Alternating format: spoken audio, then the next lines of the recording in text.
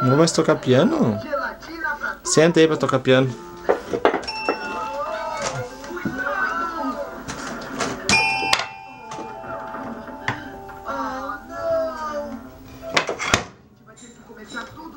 Cuidado dos dedos.